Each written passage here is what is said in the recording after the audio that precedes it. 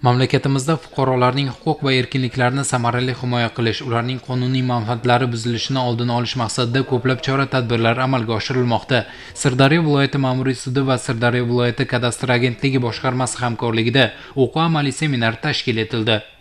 Sirdaryo viloyat va Guliston tumanlararo ma'muriy sudlari tomonidan yaxshi bir an'ana yo'lga qo'yilganki, viloyatdagi mavjud ma'muriy organlar bilan seminar mashg'ulotlari tashkil etildi. Sirdaryo viloyat davlat kadastr agentligi bilan hamkorlikda seminar mashg'uloti bo'lib o'tdi. Bunda asosan yerga oid huquqiy munosabatlar tushunchasi va uning subyektlari, yuridik va jismoniy shaxslarning yer uchastkalariga bo'lgan huquqlarining kafolatlari, yerga bo'lgan mulkchilik, yuridik va jismoniy shaxslarning yer uchastkalariga bo'lgan huquqlari, shuningdek yer uchastkasiga yoki uning bir qismiga egalik qilish huquqi yoxud undan doimiy foydalanish huquqi, shuningdek yer uchastkasini ijaraga olish huquqini bekor qilish asoslari mavzusida seminar mashg'ulotlari bo'lib o'tdi. Bunda amaliyotimizdagi ayrim muammolar, tushunmovchiliklar, shuningdek kadastr organlari tomonidan, agentlik palatalari tomonidan amaliyotdagi ba'zi bir muammolar o'z yechimini topdi. Shuningdek, seminarda yerga bo'lgan huquqni davlat ro'yxatidan o'tkazishni rad etish yoxud belgilangan muddatda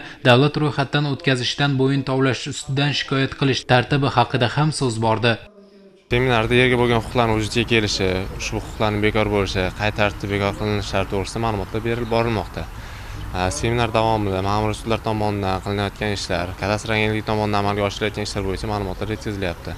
Fuqarolar tomonidan huquqiy hujjatlarning vujudga kelishi, uning davlat ro'yxatidan o'tkazilishi shartligi, shu nuqtai nazardan kafolatlanadigan huquq turlari tushuntirib o'tildi. Bunga ko'ra, ko'chmas mulkka bo'lgan huquqlarni ro'yxatdan o'tkazish to'g'risidagi 803-sonli qonun asosan davlat ro'yxatidan o'tkazilmagan ko'chmas mulk obyektlari yoki yerga bo'lgan huquqlar haqiqiy emas deb topilishi, yer munosabatlarida vujudga kelayotgan barcha tushunmovchiliklar o'rtasida seminar o'tkazilib, kelgusida shu nizolarni yoki tushunmovchiliklarni bartaraf etish bo'yicha kelishuvlarga erishildi. Darhaqiqat, bu kabi o'quv-amaliy seminarlar sohada uchrayotgan muammolarni o'z vaqtida bartaraf etishda muhim ahamiyat kasb etmoqda.